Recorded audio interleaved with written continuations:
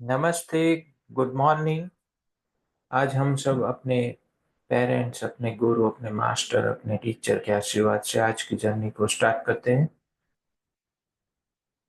कल हमने intermittent fever के बारे में समझा। उसी की उसी एफोरिज्म की फुटनोट बाकी है। फुटनोट उसमें से one, the pathology hitherto in vacuum, which is still in the stage of irrational infancy, recognizes but one single intermittent fever, which it likewise termed ague. Pathology अब तक काफी निरर्थक थी या है, जो जो अभी काफी इन्फेंसी के स्टेज में अभी भी है। इन्फेंसी यानी कि अभी वो मेडिकल फील्ड में, अभी वो छोटे बच्चे की तरह पैथोलॉजी काम कर रही है। वो क्या रिकॉग्नाइज कर रही है? एक सिंगल इंटरमीडिएट फीवर को, जिसको नेम दे दिया गया एग्यू फीवर। अभी कोई एग्यू टर्मिनोलॉजी यूज नहीं करता है, अभी उसकी जगह पे मलेरिया लाइक फीवर आ गया। And admits of no varieties, और उसमें कोई वेराइटी मानता नहीं था। तब की बात है, हनुमान सर के टाइम टाइम की बात है। But such as are constituted by the different intervals at which the paroxysms recur, quotidian, tertian, quartan, etc. और बट सच एज आर, उसमें कोई वेराइटीज वो एडमिट नहीं करता है, लेकिन उसकी कॉन्स्टिट्यूशन में वो डिफरेंट इंटरवल्स के हिसाब से उसके अलग अलग टाइप्स है एग्यू फीवर के। जैसे कि क्वाटिडियन, टर्शियन, क्वार्टन, एक्सेट्रा। क्वाटिडियन मीन्स डेली होता है, टर्शियन मीन्स अल्टरनेट डे होता है, क्वार्टन मीन्स 2 दिन के अंतराल पे होता है। But there are much more important differences among them than what are marked by the periods of their recurrence. लेकिन सिर्फ ये पीरियड्स ऑफ रिकरेंस के अलावा उसमें काफी ज्यादा डिफरेंसेस होते हैं। यही एक होम्योपैथ को समझना है। सिर्फ क्वाटिडियन या टर्शियन फीवर लेके प्रिस्क्राइब करना, that is not a good thing. क्योंकि सिर्फ यही एक बात नहीं है, ये एक एलोपैथिक पॉइंट ऑफ व्यू हो गया। आप एफोरिज्म के साथ क्लिनिकली प्रैक्टिस में क्या करना है उसको समझते जाना है।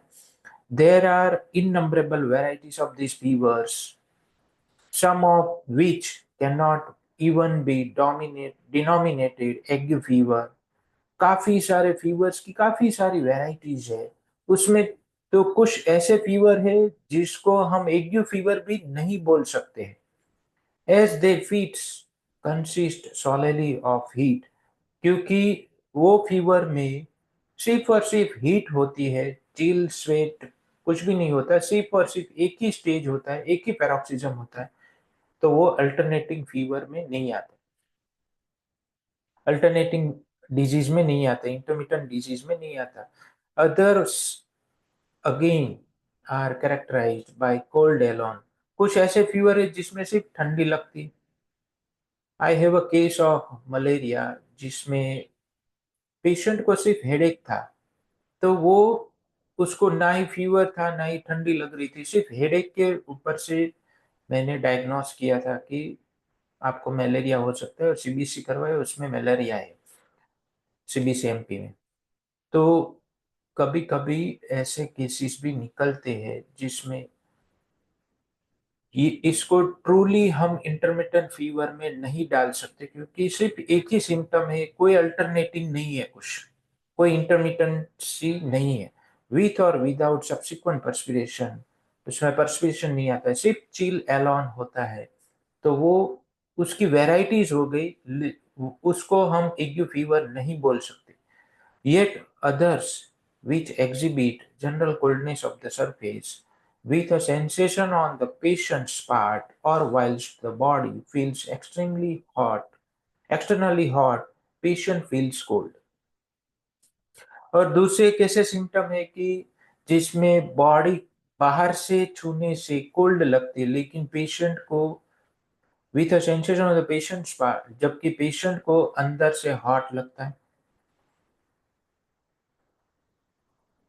या फिर पेशेंट एक्सटर्नली हॉट हो तो अंदर से पेशेंट को कोल्डनेस चिलीनेस फील होती।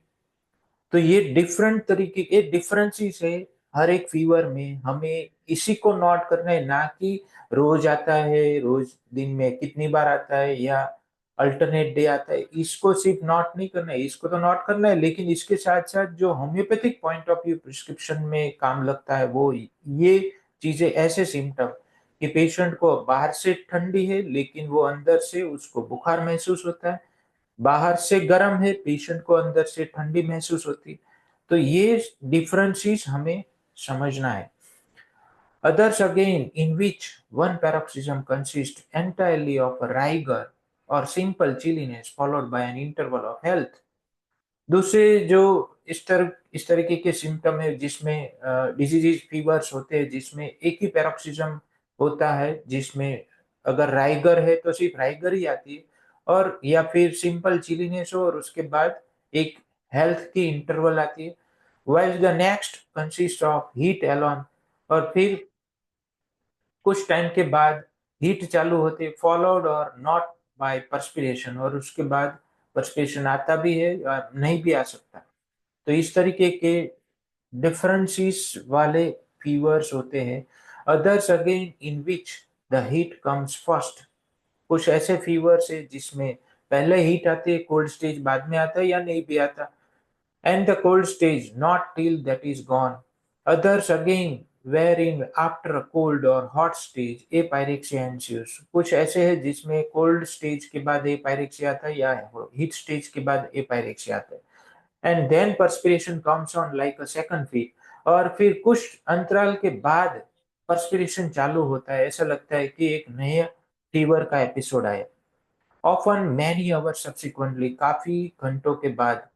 Others again in which no perspiration at all comes on, कुछ ऐसे फीवर्स है जिसमें perspiration आता ही नहीं है, and yet others in which the wall attack consists of perspiration alone, और कुछ ऐसे फीवर है जिसमें सिर्फ perspiration आता है without any cold or heat stage, and or in which perspiration is only present during the heat, या फिर कुछ ऐसे है जिसमें perspiration सिर्फ हीट के दरमियान ही आता है।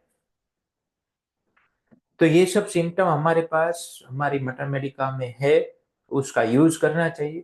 And there are innumerable other differences, और काफी ऐसे असंख्य डिफरेंसेस है। जब आप फीवर का चैप्टर उठा के पढ़ेंगे उसके सिम्टम, और अगर आपके पास सॉफ्टवेयर है रेपर्टरी का तो उसमें फीवर डालिए। फीवर डालने के बाद कैसे कैसे सिम्टम आएंगे, माइंड के सिम्टम फीवर के साथ क्या होता है, टीथ के सिम्टम, माउथ के सिम्टम, बराबर ये सब सिम्टम को पढ़ेंगे फीवर के साथ। तो ही उसके अलग अलग जो स्टेज है, चिल, हीट, पर्सपिरेशन, तो उसको भी डालिए कि चिल, चिल में क्या क्या मिलता है, माइंड में क्या है चिल के दरमियान, बॉडी में क्या मिलता है, जनरलिटीज में क्या मिलता है, उसको पढ़िए। हीट के साथ क्या मिलता है वो पढ़िए, पर्सपिरेशन के साथ क्या मिलता है। तो आपको ये जो इननंबरेबल डिफरेंसेस है उसकी थोड़ी बहुत नॉलेज आपके माइंड में जाएगी, तो कुछ ना कुछ एक एक उसकी असर छूटेगी, जिससे जब भी पेशेंट ऐसे कुछ सिम्टम लेके आता है तो फिर आपके दिमाग में कुछ ऐसा स्पार्क होगा कि नहीं, ऐसा कुछ होता है होम्योपैथी में। Specially in regard to the accessory symptoms, specially accessory symptoms में काफी डिफरेंसेस है। जैसे कि हेडेक है, headache of a peculiar kind, bad taste of the mouth, nausea, vomiting, diarrhoea, want of और एक्सेसिव थर्स्ट मींस थर्स्टलेसनेस और thirstiness, peculiar pains in the body or limbs, disturbed sleep, delirium, alterations of temper, temperament में यानी कि उनके patient के स्वभाव में कोई चेंज आ गया, स्पाजम्स एटसेट्रा, बिफोर, ड्यूरिंग और after the sweating stage, and countless other varieties. काफी सारी ऐसी वेराइटीज है, इसीलिए इन सब को समझना है तो आपको रेपर्टरी पढ़नी पड़ेगी। रेपर्टरी में ये सब चील, हीट, पर्सपिरेशन के दरमियान कौन कौन से सिम्टम दिए गए हैं उसको पढ़ना पड़ेगा, उसको कोरिलेट करना पड़ेगा मटर मेडिका के साथ। लंबी प्रोसेस अभी लगेगी मेरी बातों से, लेकिन जब तक चालू नहीं करेंगे तब तक वो लंबी है।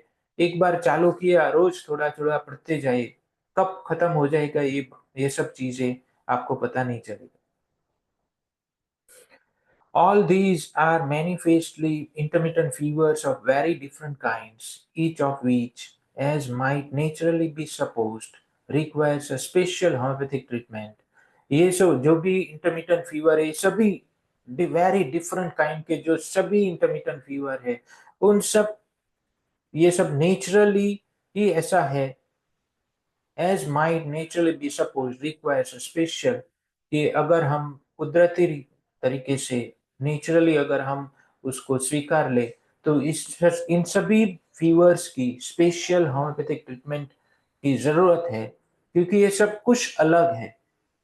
और जबकि कन्वेंशनल मेडिसिन में क्या होता है कि अगर जैसे मैंने हेडेक का एग्जांपल दिया कि पेशेंट को सिर्फ हेडेक था और उसको एमपी पॉजिटिव आया 2+PY-वैक्स, तो उसकी एलोपैथिक ट्रीटमेंट क्या हो जाएगी कि भाई क्लोरोक्विन दे दो या क्विनाइन दे दो या फिर इमाल इंजेक्शन। ऐसी ट्रीटमेंट चलती है, क्विनाइन डेरिवेटिव्स की ट्रीटमेंट चलती है। लेकिन पेशेंट को तो सिर्फ हेडेक है, तो ये जो डिफरेंसेस है उसकी उसकी बात कोई नहीं करता कन्वेंशनल मेडिसिन में। सिर्फ पेट में दर्द हो, एब्डोमिनल पेन हो, तो उससे भी कभी कभी एमपी डिटेक्शन होता है। तो अलग अलग सिम्टम्स है जिसमें एमपी पॉजिटिव आ जाता है। तो ऐसा नहीं है कि उसकी सभी उन सभी की ट्रीटमेंट एक तरीके की हो जाएगी। लेकिन कन्वेंशनल मेडिसिन में ऐसा ही है, उन सबको एक ही नेम के अंडर में उसको ट्रीट किया जाता है। जबकि होम्योपैथी ये कहती है कि हर एक इंडिविजुअल डिफरेंट है, उसका फीवर डिफरेंट है, उसको पहले समझो जानो कि क्या क्या हो रहा है। तो ये होम्योपैथी है। It must be confessed that they can almost all be suppressed. It must be confessed that they can almost all be suppressed, as is often done by enormous doses of bark. Bark means cinchona bark. Cinchona bark में quinine होता है। इस quinine derivatives ही conventional medicine में only treatment है malaria like symptoms की या malaria की। तो वो लोग सिर्फ इसी को देते रहते लार्ज डोजेज में, बार्क को। बार्क यानी सिंकोना बार्क यानी कि क्विनाइन डेरिवेटिव्स, इससे सप्रेस्ड हो जाते ये। इट मस्ट बी कन्फेस्ड, ये हमें कन्फेस्ड हो ही जाता है automatically, and of its pharmaceutical preparation the sulphate of quinine. And that is to say आजकल अगर हम बात करें तो अल्फा बीटा आर्टीथर, फिर जो भी अभी फाल्सिगो इंजेक्शन, ये जो भी है वो सब क्विनाइन डेरिवेटिव से, क्विनाइन से ही बनते हैं सब कुछ। उसके अलग अलग केमिकल को जोड़ के उसके साथ रिएक्शन करवा के अलग अलग फार्मूला तैयार किया जाता है, और उससे ही ये अलग अलग क्विनाइन डेरिवेटिव्स बनते हैं। That is to say their periodical recurrence, their types may be extinguished by it. But the patients who suffered from intermittent fevers for which cinchona bark is not suitable, ये जो ये जो periodical recurrence है, they types means they types, ये जो periodical recurrence है may be extinguished by it, एक बार वो उसको निकाल देगा। लेकिन the patients who suffered from intermittent fevers for which, जो लोग जिन लोगों को ये इंटरमिटेंट फीवर है उससे सफर हो रहे, उनको ये सिंकोना बार्क सूटेबल नहीं। as is the case with all those epidemic intermittent fevers that traverse wall countries। ये जैसे कि एक इंटरमिटेंट फीवर का एपिडेमिक केस हो तो उसमें होता है कि जो सारी कंट्रीज में फैला हुआ है, एंड इवन माउंटेनियस डिस्ट्रिक्ट्स में भी है, are not restored to health by the extinction of typhus, means उसकी इंटरमिटेंटनेस को, जो उसकी रिकरेंसी है, पैरोक्सिज्म आते हैं बार बार, उसको दूर करके पेशेंट की हेल्थ को हम रिस्टोर नहीं कर सकते। On the contrary they now remain ill in another manner, और उससे उल्टा अब वो दूसरी तरीके से बीमार रहेगा, and worse, often much worse, और बढ़ेगा। और बार बार तो और ज्यादा बढ़ता रहेगा देन बिफोर, पहले से ज्यादा वो और खराब तरीके से बीमार होगा। They are affected by peculiar cinchona but dyscrasias and can scarcely be restored to health even by a prolonged treatment by the true system of medicine. And yet, that is what is called curing forsooth. तो ये जो person है जिनको इस तरीके से treat किया जाता है उनको सिंकोना बार डिजीज हो जाता है, डिस्क्रेशियाज हो जाते हैं, यानी कि पिक्यूलियर वो अब सिंकोना बार क्विनाइन की बीमारी से पीड़ित हो जाते हैं and can scarcely be restored to health. और हम उसको काफी मुसीबत के साथ उसको हेल्थ में रिस्टोर कर सकते हैं even bye prolong treatment of true system of medicine, यानी कि होम्योपैथी से भी उसको अच्छा करने में टाइम हो जाता है। And yet that is what is called curing फॉरशूट, फिर भी उसको ये कहते हैं कि इससे पेशेंट क्योर हो गए। दूसरी फुटनोट है एप्रोप्रिएट होम्योपैथिक रेमेडी के बारे में। Footnote number 2, Dr. Von Bonning Hussein, who has rendered more services to our beneficent system of medicine than any other of my disciples, has best elucidated this subject.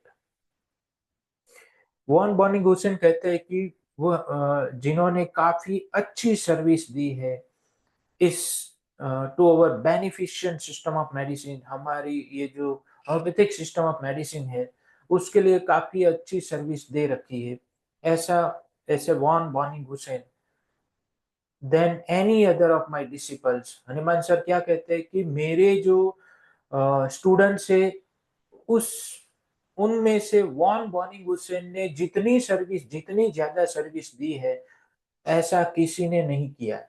तो Hanuman sir खुद कहते हैं कि उनका सबसे अच्छा स्टूडेंट फॉलोवर्स जो है वो है doctor von Boenninghausen, has best elucidated this subject, उन्होंने इस सब्जेक्ट को काफी विस्तार से समझाया है, which demand so much care, कि जिसमें इस सब्जेक्ट यानी कि होम्योपैथिक सब्जेक्ट को समझने के लिए काफी केयर की जरूरत होती है, काफी ध्यान रखना पड़ता है। And has facilitated the choice of efficient remedy for the various epidemics of fever, और उन्होंने इफिशिएंट रेमेडी की चॉइस को सरल बना दिया है कि जो वेरियस एपिडेमिक्स ऑफ फीवर हो उसके लिए किस तरीके से हम सरलता से दवाई को चॉइस कर सके, उसके लिए काफी अच्छा काम किया है इन हिज वर्क एंटाइटल्ड वर्स वर्सस आइनर होम्योपैथिशियन थेरापी डेर वेल्स, ये उसका नाम है,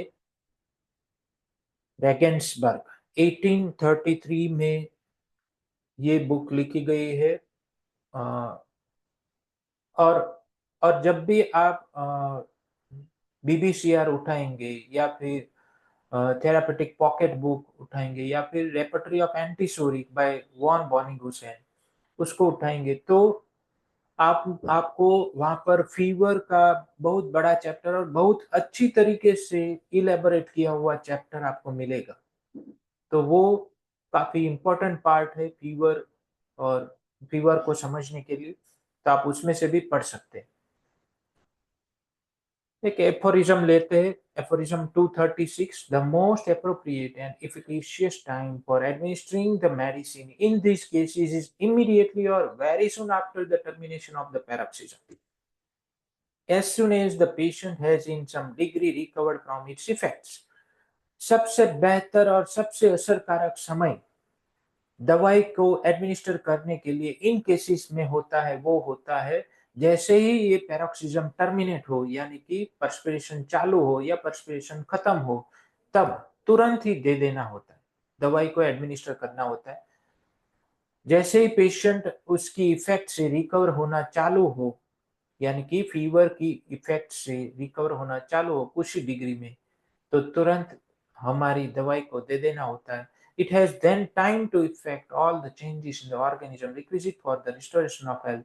तब दवाई को टाइम मिलता है कि जो भी जरूरी परिवर्तन लाना है ऑर्गेनिज्म में जिससे पेशेंट की हेल्थ को रिस्टोर किया जाए, वो टाइम तब मिल जाता है।